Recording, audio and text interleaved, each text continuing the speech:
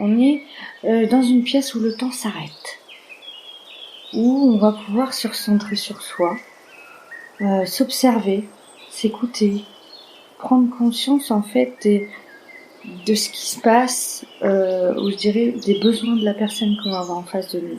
On a ce temps-là. Perchissime, le magazine audio du Perche.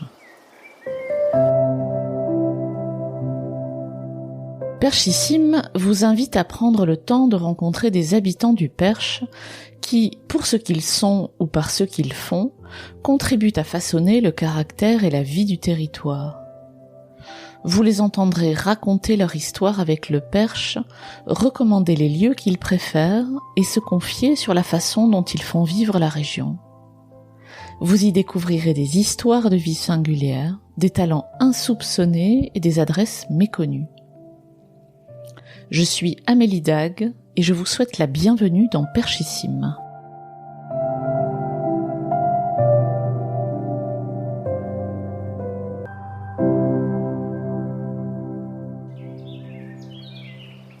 Cet épisode est une invitation à sortir du cadre.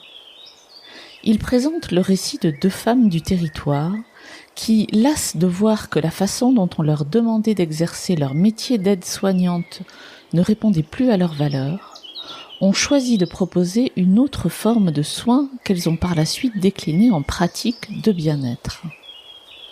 Ce récit est aussi une histoire de curiosité, d'audace, de persévérance et d'amitié. Quand Alexandra Hervé et Floriane Devoir ont découvert le Snow-Zélène, une approche de reconnexion à soi et de libération des émotions qui fait appel aux cinq sens, elles ont immédiatement pris conscience du potentiel de cette singulière méthode. C'est ainsi qu'est né Snow & Zen, qui propose des séances de Snow-Zélène à Coudreceau, mais aussi à domicile, en établissement et dans d'autres endroits parfois inattendus. J'ai mis du temps à réussir à faire asseoir ces deux-là dans la même pièce pour recueillir leurs récits et suis très heureuse de vous le faire entendre. C'est Alexandra qui ouvre le bal en nous livrant son histoire avec le territoire. Moi, j'ai grandi du côté de l'Eure, côté d'Évreux. J'ai voyagé un petit peu entre deux. J'ai fait, je crois, les 4 coins de la France, surtout par rapport à mon milieu professionnel, parce que je n'arrivais pas à trouver en fait ma voie. Donc voilà, j'ai été avant ça, j'ai fait tout ce qui était métier de bouche, et je trouvais pas en fait. Il y a dans le relationnel avec les clients, enfin voilà, j'étais pas à l'aise, je trouvais pas, il me manquait quelque chose, donc j'ai cherché jusqu'à un jour où j'ai eu 30 ans. J'avais déjà 2 enfants. En fait, j'ai ma maman qui est tombée malade et quand je l'ai accompagnée dans un service, j'ai eu vraiment un ressenti un peu extraordinaire de me dire c'est bizarre, je viens pour ma maman qui est malade, donc effectivement c'est une situation bien particulière, mais j'étais bien. Et puis après je me suis lancée, j'ai repris les études, remise à niveau, et puis j'ai passé en fait le concours d'aide-soignante. J'ai été reçue avec des notes comme jamais j'ai eu.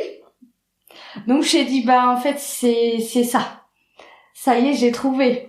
Donc voilà, après j'ai eu mon diplôme, pas de souci, et au contraire je me suis vraiment épanouie dans cette année où pourtant ça a été assez difficile, la reprise des études, la gestion des enfants, etc. Mais voilà, ça a été vraiment une belle année quand même. Et puis après je me suis vraiment lancée plutôt sur le secteur des personnes âgées, vraiment dans l'accompagnement, c'était vraiment quelque chose qui me plaisait. Et puis sur ma route, j'ai rencontré mon mari aujourd'hui, vraiment par hasard, qui m'a amenée dans le Perche, puisque lui en fait en tant qu'agriculteur en fait, il était commercial déjà comme moi je l'ai connu, mais c'était prévu de reprendre l'exploitation familiale. Et après je me suis dit bon qu'est-ce qu'on fait quoi. Moi je suis pas d'ici, mais en même temps le Perche ça me faisait très peur. Moi je suis habituée à la ville. La campagne, waouh, et vraiment le Perche c'est très vaste. Et puis moi j'ai dit voilà, on essaye.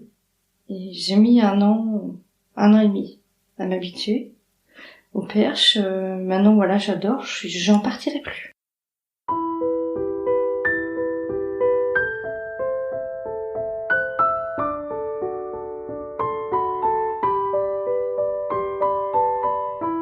Comment j'ai rencontré Floriane, du coup, c'est la première personne que j'ai vue quand je suis arrivée à mon premier poste dans le Perche.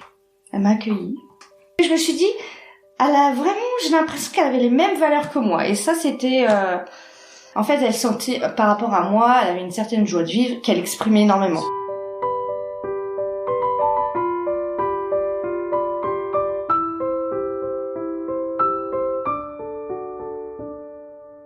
Alors moi du coup, je suis pas très loin non plus, mais je suis bosseronne à la base.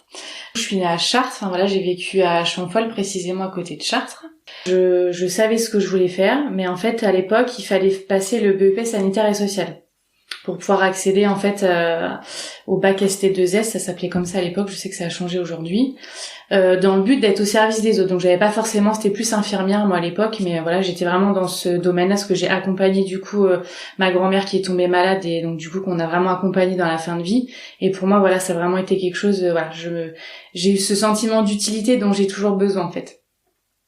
Donc j'ai fait une première seconde, ça n'a pas fonctionné du tout, une deuxième qui n'a pas fonctionné non plus, on s'est entêté et donc grâce à mon prof de maths à l'époque du coup qui était mon prof principal, je sais plus son nom mais bref, et en fait qui a pu me faire rentrer, donc au bout d'avoir perdu 2 ans en BEP sanitaire et social. Et donc là pour le coup je te rejoins parce que des notes voilà, c'était vraiment quelque chose qui m'a plu, donc j'ai eu mon BEP haut la main. J'ai fait un bac pro du coup SMR à Minière à l'époque. L'année d'après, j'ai eu mon concours et je suis partie à l'école d'aide-soignante sur Orléans. Et puis, j'ai rencontré mon mari qui habitait Nogent-le-Rotrou. Et donc, effectivement, lui, il était déjà implanté sur Nogent. Il avait un CDI, tout ça. Donc, naturellement, c'est moi qui suis venue sur le Perche. Et donc, j'ai envoyé des CV à gauche, à droite. Et du coup, j'ai pu accéder à un établissement.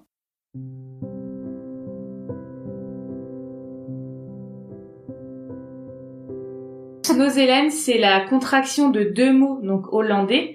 Snuffelen qui veut dire sentir et dozelen qui veut dire somnoler. Ça arrive dans les années 1970 aux États-Unis en plus au départ, inventé aux Pays-Bas, mais on va dire expérimenté aux États-Unis. Et en fait, ils ont ouvert des cafés sensoriels. Et en fait, c'était plus pour les personnes handicapées. Beaucoup dans le polyhandicap, oui. Et ils ont vraiment vu, les bienfaits, en fait, qui leur sortaient de ce concept. Et ils se sont dit, pourquoi pas, en fait, l'essayer sur d'autres publics. Dans l'établissement où on s'est rencontré avec Alexandra, ils ont installé une salle. Et puis, après, c'est surtout Alexandra, parce qu'elle a pu bénéficier d'une micro-formation, si je puis dire. Je m'intéressais quand même à ce concept un peu particulier. La salle m'attirait quand même. Et je me suis dit à quel moment, en fait, on va pouvoir l'utiliser. Donc, j'ai un peu insisté auprès de la direction à être formée à essayer. Et là, on vous propose 2 demi-journées de formation. Très court. C'est vraiment rien comparé à vraiment ce qu'on a fait après. Donc, je les ai fait. Mais je me sentais pas capable de me dire je rentre dans cette salle avec une personne qui peut avoir une pathologie et puis pas le temps en fait, pas le temps d'utiliser une si belle salle où on peut faire des si belles choses apparemment, voilà. Bon. À un moment donné, il y a eu aussi une conférence qui s'est faite à Tours. Là vraiment, j'avais vraiment tous les éléments, rien que de les écouter, les témoignages, etc. Je me suis dit il faut que je fasse la formation complète, ça serait vraiment, puis j'en ai parlé à Floriane, voilà. C'est surtout qu'on est arrivé dans un contexte où nous, professionnellement, en fait, c'est pas qu'on arrivait à l'épuisement, mais en fait, par rapport à nos valeurs, c'est vraiment, épuisement physique, il y avait la totale. Moi, c'était plus psychologique à l'époque. On arrivait vraiment dans un cercle un peu vicieux où se dire, d'en venir à être un peu dégoûtée en fait de la façon dont on accompagne les gens. Pas de temps, pas de relationnel en fait. Enfin, faut être là à telle heure. Enfin, faut que tout le monde soit là à telle heure, on mange à telle heure. Et en fait, c'est devenu un système où en fait, enfin, même toi en fait, tu te remets en question. Tu te dis mais attends, enfin, je retrouvais pas les valeurs en fait. Enfin, vraiment les fondements. Pourquoi je suis là. Enfin, vraiment, on en arrivait là en fait avec Alexandra.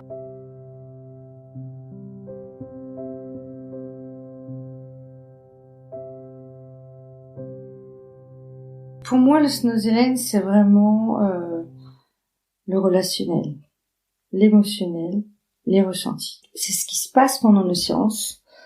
On va être vraiment au plus près de la personne, dans un accompagnement bien spécifique, dans une pièce avec une ambiance bien spécifique aussi. Je sais pas forcément le particulière, non, une atmosphère un peu particulière. Une atmosphère particulière. On est dans une pièce où le temps s'arrête, où on va pouvoir se recentrer sur soi, s'observer, s'écouter, prendre conscience en fait de ce qui se passe, ou je dirais des besoins de la personne qu'on va avoir en face de nous. On a ce temps-là. Et qu'est-ce qui se passe pendant ces séances? On va utiliser des ambiances, des outils qui vont être la lumière, on va être sur ce qu'on appelle les 5 sens, le toucher, la vue, l'odorat, l'ouïe, le goût qu'on fait moins. On passe à un moment qu'on appelle un moment privilégié, où la personne elle se ressente sur elle-même, où nous on va être vraiment, je dirais, acteurs de la séance.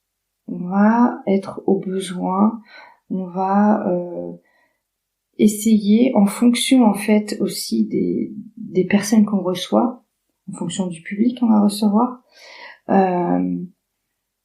capter les besoins et s'adapter. S'adapter déjà, c'est vraiment notre maître mot en fait. S'adapter à l'environnement, s'adapter à la pièce dans laquelle on va être et s'adapter à la personne. Je pense que c'est vraiment ce qui nous caractérise et ce qui caractérise de Snoezelen, c'est qu'en fait on s'adapte à tout, enfin du moins on essaye. Vraiment pour que la personne en fait, elle s'y sente bien et qu'elle puisse justement en fait libérer les émotions. On suit vraiment toutes sortes en fait de personnes, enfin vraiment il n'y a pas de typologie fixe on va dire, enfin et c'est là où pas où on se démarque mais à la base le Snoezelen, donc c'est arrivé dans les années 90 en France. Et notamment au niveau du handicap, petite enfance et senior, mais au milieu, rien en fait. Et du coup, suite aux formations qu'on a faites, en fait, on s'est vraiment posé avec Alex, on s'est dit, mais bien même nous en fait, c'est des choses qui nous feraient du bien en fait. Je vois pas. Donc on a voulu un petit peu aussi casser les codes et se dire, ça fonctionne pour le handicap, ça fonctionne pour les petits, ça fonctionne pour les seniors. En fait, pourquoi ça fonctionnerait pas pour tout le monde? En fait, on va pas marquer handicap, senior ou non, en fait, on accueille tout le monde. Ce qui est à la base de notre projet, c'était de se dire, si on n'est pas dans un établissement, on n'a pas accès.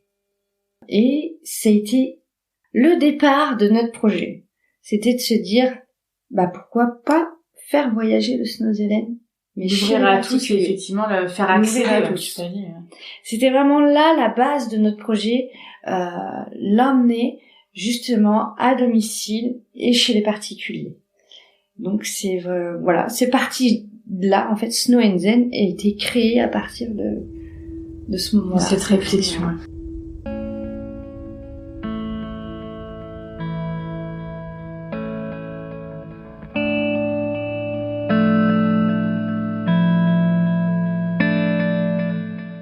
On vient pour se soulager. On soulage en fait un petit peu les maux du quotidien.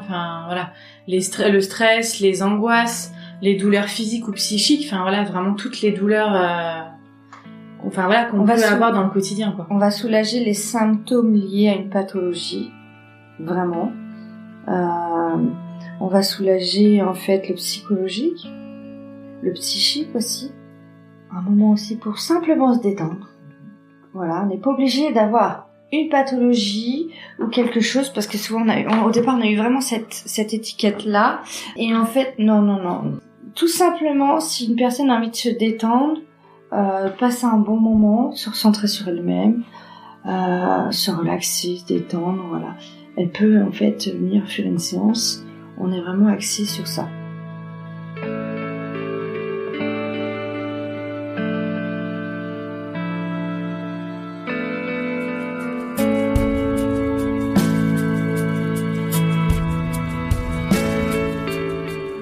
Alzheimer, on fait beaucoup. Fibromyalgie, ouais. La dépression. On suit pas mal d'enfants et d'adultes autistes. Voilà. Voilà, après on est plus sur le handicap, mais voilà, ça reste pathologie aussi. On va apaiser l'agressivité, L'agitation. Apaiser l'anxiété, les angoisses. C'est vraiment, je dirais, les principales thématiques qui reviennent souvent.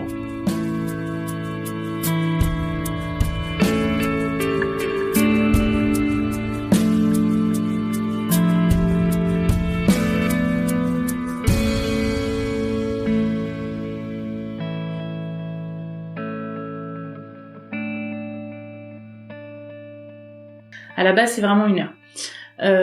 Il y a ce petit temps d'accueil où voilà, quand c'est la première fois, voilà, savoir déjà pourquoi la personne vient. Est-ce qu'on va plus se situer avec l'étiquette du soin ou avec l'étiquette du bien-être? Bon, généralement, on sait déjà, voilà, par téléphone, on essaie de... Mais en fait, ce qui est important pour nous, c'est d'avoir un profil. Quand on a vraiment cette étiquette de soin, il faut qu'on ait un profil, effectivement, au niveau de la pathologie. Parce que, par exemple, s'il y a de l'épilepsie, nous, aujourd'hui, voilà, on prend pas les personnes à moins que vraiment ça soit bien traité et soulagé depuis des années. L'épilepsie, c'est vraiment quelque chose, il faut faire très attention. Donc, dans un premier temps, c'est toujours la question qu'on pose. On leur explique qu'ils peuvent verbaliser, qu'on accueille, en fait, vraiment tout ce qui se passe en eux. On accueille, en fait, que ça soit les cris, les larmes, que ça soit des larmes de joie ou des larmes de tristesse. On accueille tout ce qui peut se passer. Et on leur dit bien que voilà, et ça, nous, on y tient. Je pense que ça, on tient ça de notre étiquette, de notre casquette d'aide-soignante. Mais voilà, tout ce qui se passe dans la salle reste dans la salle, en fait. Il y a vraiment, on insiste aussi là-dessus parce que je pense que c'est un gage de confiance aussi et pour qu'ils se sentent bien et que les choses soient posées dès le départ, quoi. On a le disque à huile, le ciel étoilé, les colonnes à bulles. En fait, nous, voilà, c'est vraiment des outils. Enfin, moi, je rabâche beaucoup ce mot-là, mais c'est vraiment pour nous des outils pour nous accompagner dans, en fait, cette séance. Par exemple, toi, le disque à huile, ce que tu as vu projeter, on va pouvoir poser, par exemple, qu'est-ce que tu vois dans ce disque? Tu vois? Ça va commencer un peu comme ça. Parce que ça fait appel à la mémoire, à l'imaginaire, ça fait vraiment appel à beaucoup de choses. Et donc, de là, voilà, tu plonges et les gens, en fait, naturellement se confient, en fait.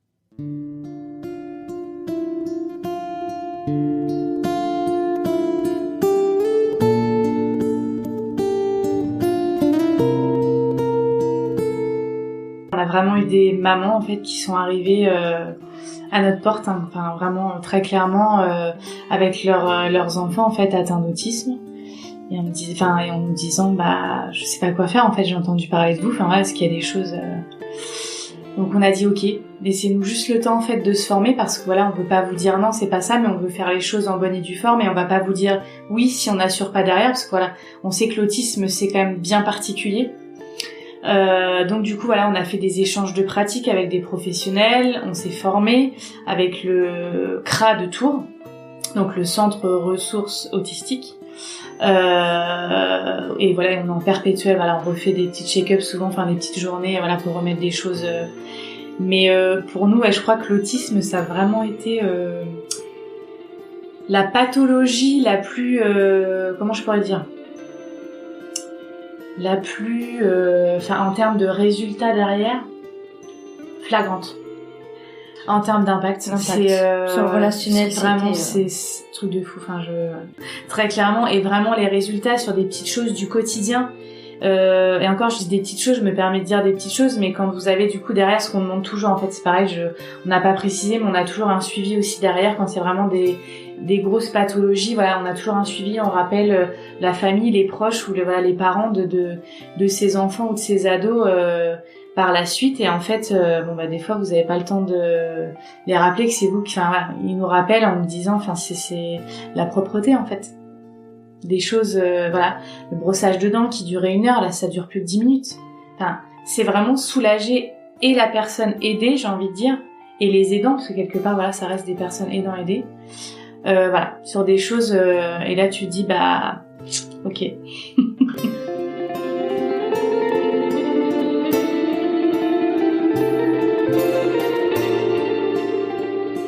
Qu'est-ce que je préfère? Je sais même pas.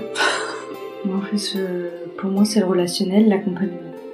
Le vrai accompagnement. C'est vraiment ça pour moi.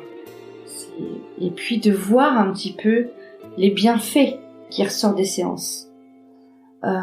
Parce que souvent, ce qui est très important, c'est à la base, on n'attend pas un résultat. Mais on attend vraiment de voir les bienfaits qui en sortent des séances. Chez nos Hélène, il n'y a pas de séance type.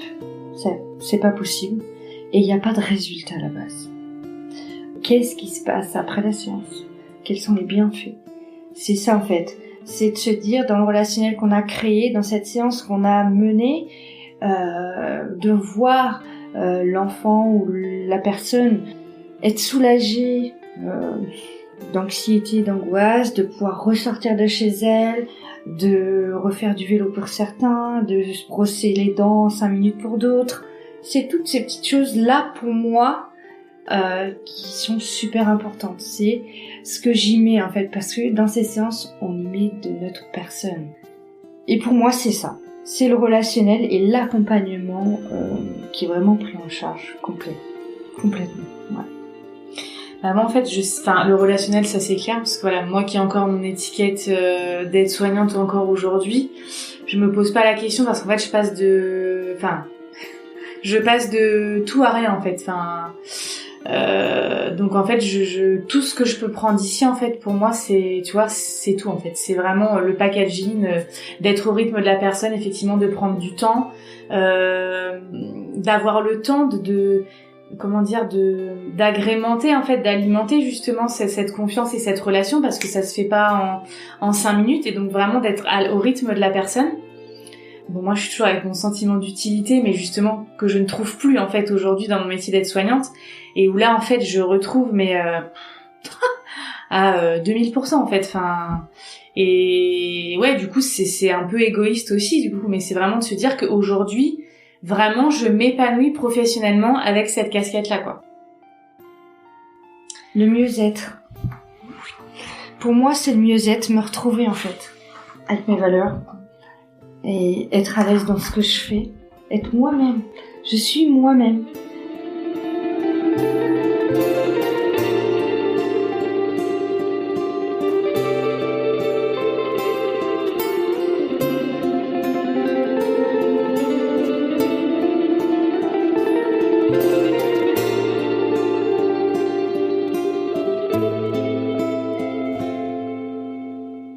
En fait, avec Alexandra, on a été appelés pour faire une salle Snozelen au château de Maintenon.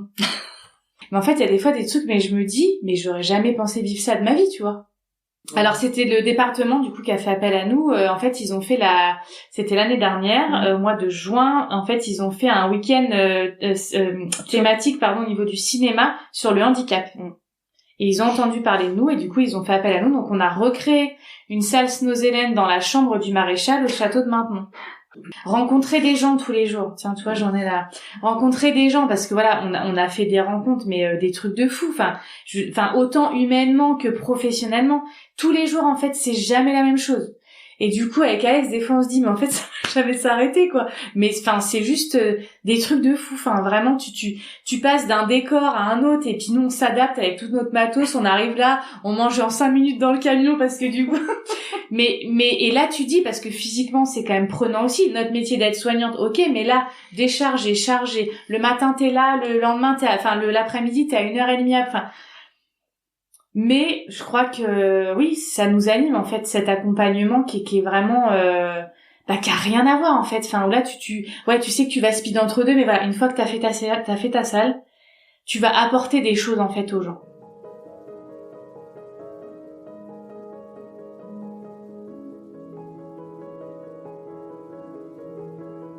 Il y a eu ce doute avant de lancer 4 ans de projet. 4 ans de projet à se dire est-ce qu'on lance, est-ce qu'on va réussir, Sortir de sa zone de confort, c'est très difficile. Les enfants aussi, le mari. Aujourd'hui, on a une chance énorme que ça soit, pour moi, Floriane dira après pour elle, mais l'accompagnement qu'on a de nos maris, le soutien en fait, des proches, vraiment tous ceux qui sont autour de nous, qui nous soutiennent vraiment au quotidien. Ça, c'est vraiment important. Ah bah je suis comme toi, ça on se le dit souvent, si on n'avait pas nos maris aujourd'hui, parce que voilà, on a quand même des enfants en bas âge, si on n'avait pas nos maris derrière qui dès le départ, et eux, nous forcément on a eu des doutes quoi. Eux je crois qu'ils en ont pas eu. Non. Donc oui, je pense que voilà, il y a eu des moments de doute forcément, il y a des moments où c'était compliqué. La conjoncture aussi, on a ouvert juste après le Covid, faut pas l'oublier. Je crois qu'effectivement voilà, si on n'avait pas été là l'une pour l'autre et si on n'avait pas le soutien, c'est vraiment un peu le truc, sans soutien familial et qui plus est de nos maris, oui, je pense qu'on n'en serait pas là aujourd'hui, ça c'est certain.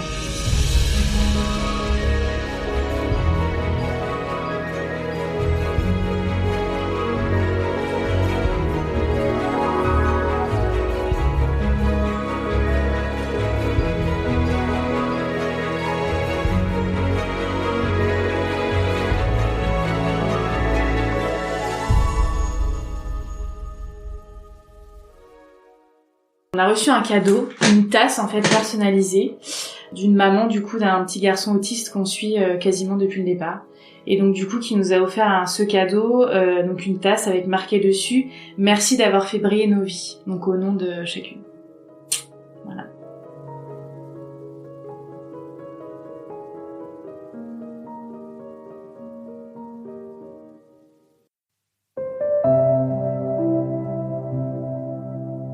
J'espère que cet épisode vous ouvre des perspectives. Pour en savoir plus sur les prestations de Snow & Zen, consultez le site snow-and-zen.fr ou appelez au 06 36 15 57 27. Si vous aimez Perchissime, parlez-en autour de vous et suivez son actualité sur Instagram ou sur Facebook. Merci pour votre écoute et à très bientôt.